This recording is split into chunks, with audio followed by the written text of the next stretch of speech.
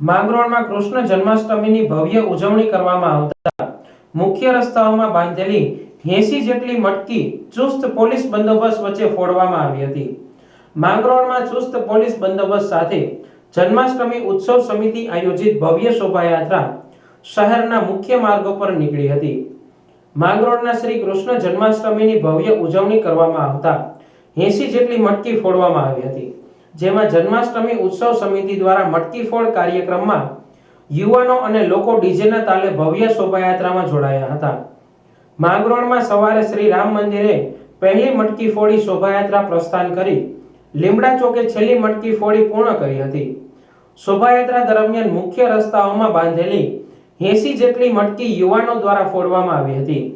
માંગરોળ પોલીસના આ સુંદર બંદોબસ્ત સાથે ડીજેના તાલે નીકળેલા આ ભવ્ય શોભાયાત્રામાં બાલ ગોપાલ કૃષ્ણના દર્શનનો લાભ લેવા વિશાળ સંખ્યામાં લોકો હર્ષો ઉલ્લાસ સાથે જોડાઈ કૃષ્ણ જન્માષ્ટમીની ભવ્ય ઉજવણી કરવામાં આવી હતી।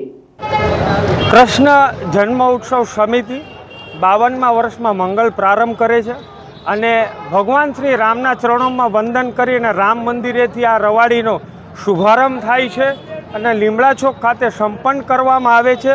80 થી 85 મટકી માંગરોળ શહેરની અંદર બાંધવામાં આવે છે। તેમાં પિરામિડ બનાવીને મટકીઓને ફોડવી ખૂબ મોટું કામ હોય છે।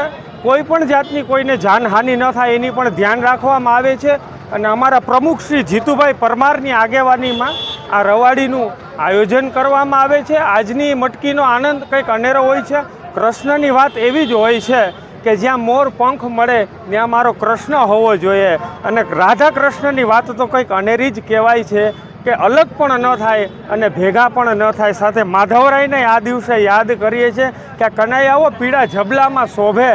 એ જ આપણે આઠમની રવાડીનો ઉમંગ અને ઉત્સાહ જમાવટ અને જોરદાર જોવા મળે।